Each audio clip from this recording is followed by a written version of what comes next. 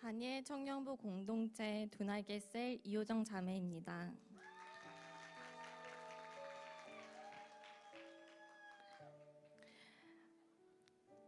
첫 아울리치를 통해 하나님께서 제게 주신 회복과 은혜, 그리고 감사의 고백을 나누게 하신 하나님께 감사드립니다.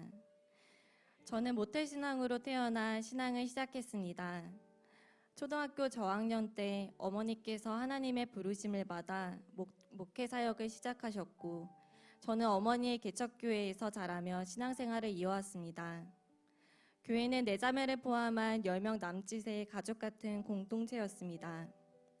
늘 재정은 넉넉하지 않았고 섬길 사람은 부족했습니다. 그러나 어머니께서는 하나님이 주신 비전을 붙들고 감사함으로 교회를 섬기셨고, 하나님을 믿지 않던 아버지를 포함한 가족 전도를 포기하지 않으셨습니다. 하지만 시간이 흘러도 교회의 상황은 크게 나아지지 않았고, 아버지는 고정된 일을 하기 어려운 상황이라 형편은 점점 더 어려워졌습니다. 쌀이 떨어져 라면으로 끼니를 때우거나 학교에 내야 하는 급식비나 회비를 내지 못하는 날들도 있었습니다. 그러나 그때마다 하나님은 조금씩 채워주셨고, 먼저 사회에 나간 언니들이 가정을 도왔습니다. 저 역시 중학교 3학년 때부터 아르바이트를 시작하며 작은 힘이나마 보태고자 했습니다. 그때 저는 믿었습니다. 지금은 힘들어도 하나님께서 결국 채워주실 것이다. 그러나 실언은 계속되었습니다. 중학교 때 어머니가 쓰러지셨고, 셋째 언니는 우울증을 지금까지 겪고 있으며 아버지는 집에 거의 들어오지 않으셨습니다. 성인이 된 저는 썬데이 크리스천으로 주일에만 교회를 오가는 신앙을 이어갔습니다. 그러던 중 우연히 만난 선교사님을 통해 성경 공부를 시작하게 되었습니다. 세상에는 소망이 없고 결국 하나님께로 돌아가야 한다는 마음으로 시작한 그곳은 신천지였습니다. 하루 3시간 주 4회 7개월간의 교육을 받고 교회에 등록할 수 있었고, 이후에도 끊임없이 말씀을 공부했습니다. 신천지가 진리라는 생각과 그것을 모르는 수많은 교회를 두고 기도하며 저는 점차 마음이 커져갔습니다. 세상의 가치는 의미를 잃었고, 저는 하던 공부와 일을 내려놓고 전이 사역자가 되었습니다. 한 달에 30만 원을 받으며 오전 7시부터 자정까지 말씀을 듣고 전도하고 팀원을 챙기고 기도하는 삶을 살았습니다. 전혀 힘들지 않았습니다. 쓰임받을 수 있다는 사실이 감사했고, 저희 가족도 훗날에는 신천지에 들어왔으면 좋겠다 생각했습니다. 그 기도는 현실이 되어 친언니가 오게 되었고, 저는 가장 친한 친구들도 전도했으며 거리에서 수많은 사람들을 만나 상담하며 전도했습니다. 그렇게 8년의 시간이 흐르고 28살이 되던 해, 하나님의 인도하심과 가족의 사랑으로 그곳이 진리가 아님을 깨닫고 친언니와 함께 나오게 되었습니다. 신천지를 떠난 후 저는 다시 신앙을 시작해야 했습니다. 말씀을 읽어도 교리가 먼저 떠올라 성경을 가까이 하기 어려웠습니다.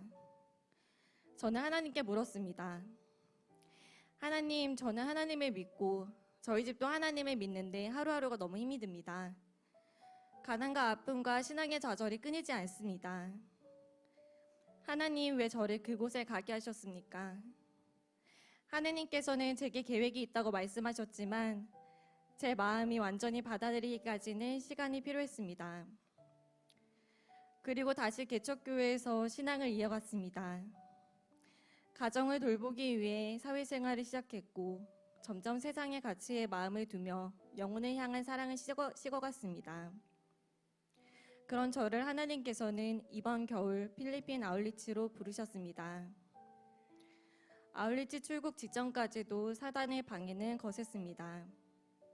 우울증을 겪던 언니는 계속해서 죽고 싶다고 말했고, 어머니는 쓰러지셨으며 함께 가기로 했던 첫째 언니는 원인 모를 두드러기로 여러 차례 응급실에 오갔습니다. 결국 언니는 함께하지 못했습니다. 그러나 저는 깨달았습니다. 이번 아울리치는 누군가를 위한 사역 이전에 하나님이 저를 회복시키는 시간이었습니다. 첫 번째로 하나님의 사랑을 회복했습니다. 아울리치 현장에서 저는 다시 영혼을 향한 기도하는 수많은 사람들을 보았습니다. 하나님을 의지하며 전도하러 나가는 모습을 보며 감사함과 동시에 눈물이 났습니다. 내가 조금 더 일찍 이 자리에 있을 수 있었다면 얼마나 좋았을까 생각이 들었습니다. 저는 다시 하나님께 물었습니다. 왜 저를 신천지에 보내셨고 왜 이제야 이곳에 보내셨습니까? 하나님께서는 말씀과 기도 중에 응답해 주셨습니다. 나는 내가 가난했을 때도 세상의 가치를 두고 어긋났을 때에도 이단에 빠져 열심히 되던 모든 그 순간에도 너를 사랑했고 너를 향한 나의 계획이 있었단다 말씀해 주셨습니다. 저는 또 기도했습니다.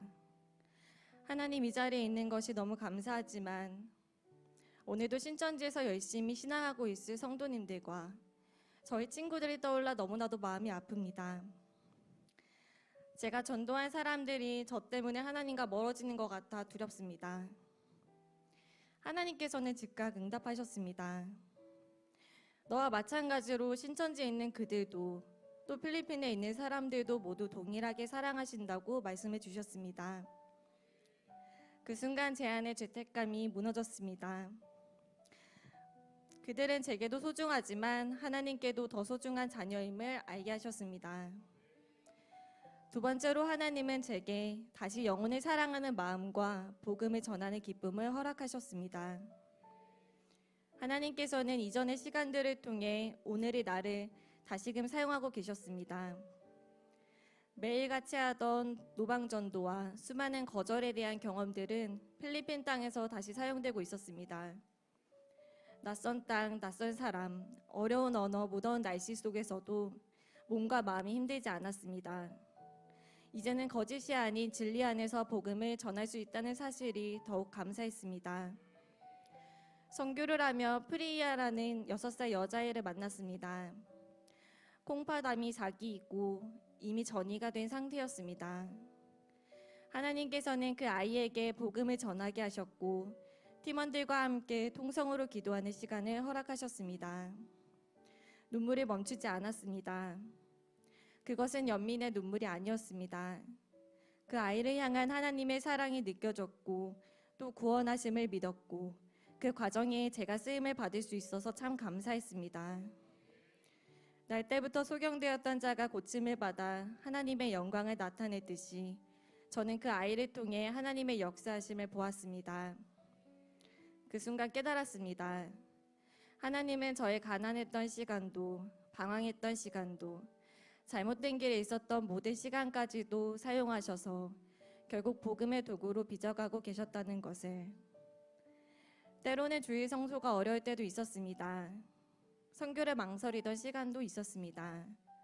시즌마다 행복 모임을 하거나 양육 훈련을 받는 것이 부담이 될 때도 있었습니다.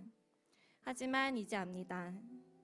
주일 성소와 행복 모임과 양육 훈련, 선교를 포함한 주 안에서 모든 것이 모두에게 허락된 게 아니며 얼마나 감사한 일인지 압니다.